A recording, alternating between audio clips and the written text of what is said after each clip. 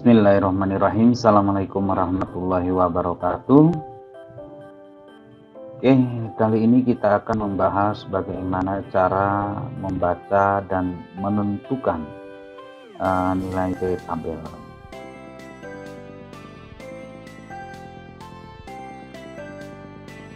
Oke, sebelumnya kita lihat penampakan daripada tabel T atau T tabel. Tabel T ataupun T tabel ini bisa Anda temukan di lampiran buku-buku statistik maupun metodologi penelitian, itu terkadang ada. Tetapi paling banyak kita bisa temukan di buku-buku statistik. Nah, ini adalah gambaran kaitan dengan T tabel. Oke, sebelum kita masuk pada bagaimana cara menentukan ataupun mencari nilai T tabel, saya akan bahas dulu tentang apa yang ada di dalam headernya T tabel ini. Kita lihat apa yang ada di headernya T tabel. Oke, yang pertama adalah di sebelah kiri, kolom paling kiri. Ini ada DK. DK ini apa? DK itu adalah derajat kebebasan, atau ada tabel yang menggunakan istilah DF. DF itu adalah degree of freedom. Itu yang pertama. Kemudian kita lihat ada angka 0,25, 0,10, 0,05 dan seterusnya yang ada pada posisi paling atas. Nah, ini apa? Ini adalah merupakan nilai probabilitas atau tingkat maupun taraf signifikansi alfa untuk uji satu pihak. Nah, jadi ini merupakan tingkat ataupun taraf signifikansi alfa untuk uji satu pihak. Kemudian di bawahnya, tentu nilainya berbeda, lebih besar dibandingkan dengan yang atas. Ini adalah tingkat ataupun taraf signifikansi alfa untuk uji dua pihak.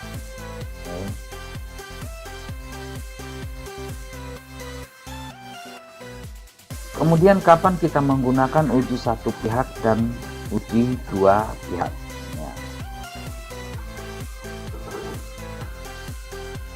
Uji satu pihak maupun uji dua pihak itu akan digunakan dengan melihat hipotesis yang sudah kita buat.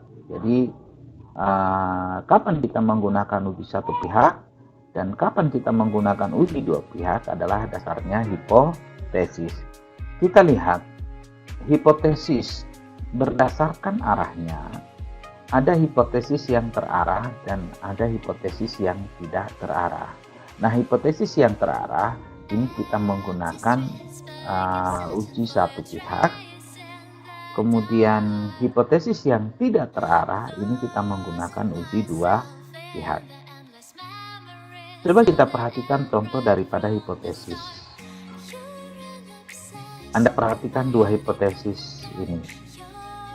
Hipotesis yang pertama, terdapat hubungan positif antara kecemasan dan kemalasan seseorang mengerjakan skripsi. Kemudian hipotesis yang kedua, terdapat hubungan antara kecemasan dengan kemalasan seseorang mengerjakan skripsi. Nah, dari dua hipotesis ini, kalau kita lihat sepintas nampaknya sama, ya, tapi tentu berbeda. Dan apa yang membedakan kedua hipotesis ini? Kalau dari kalimat yang ada, yang pertama ada kata positif, ya, terdapat hubungan positif antara kecemasan dan kemalasan seseorang. Kemudian hipotesis yang kedua tidak terdapat kata positif. Nah, dari kedua hipotesis ini mana yang menjadi hipotesis yang terarah dan hipotesis yang tidak terarah? Oke. Hipotesis yang terarah itu adalah hipotesis yang pertama. Terdapat hubungan positif antara kecemasan dan kemalasan seseorang mengerjakan skripsi. Kenapa dia dikatakan terarah? Dari hipotesis ini bisa kita bedakan. Yang pertama, coba kita lihat. Semakin tinggi kecemasan seseorang, maka semakin tinggi pula kemalasan seseorang di dalam mengerjakan skripsi.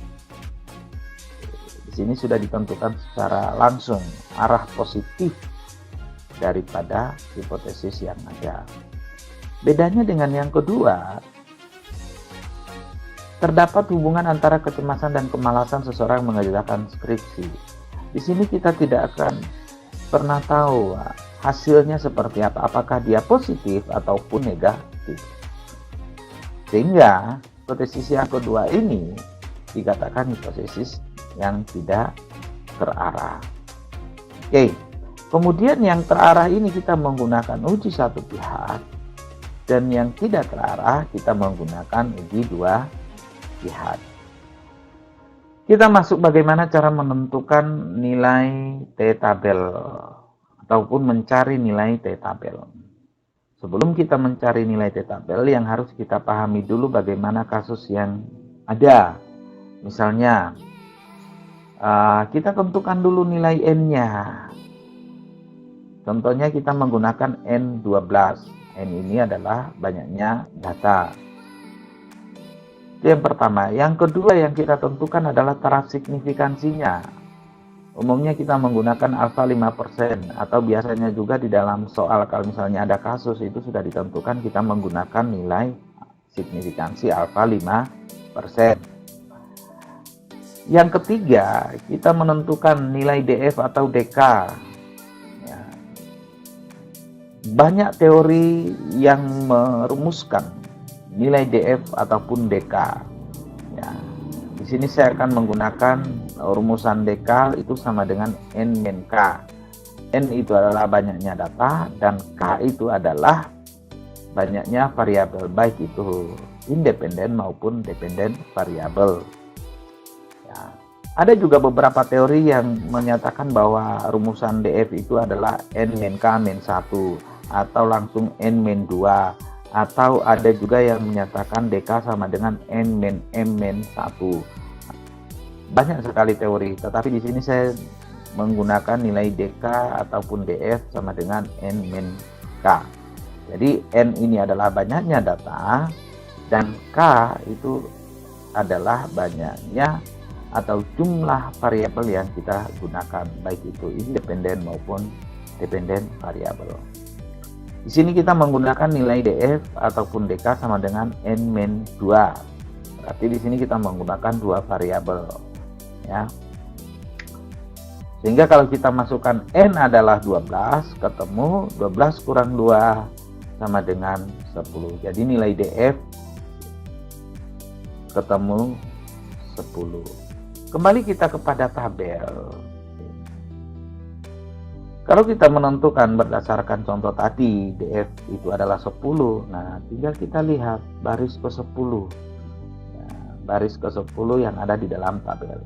Kemudian tingkat signifikansinya 0,05.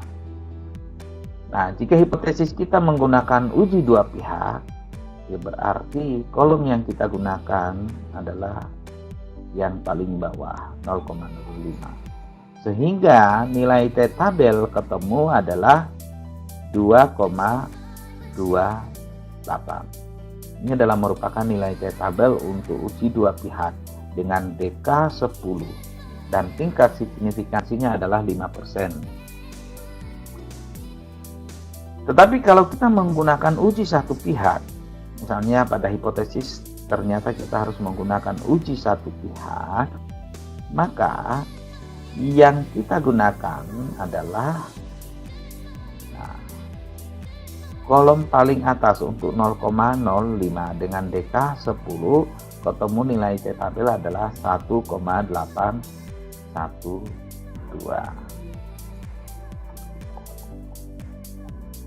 Oke, itu gambaran kaitan dengan bagaimana menentukan ataupun mencari nilai T-tabel.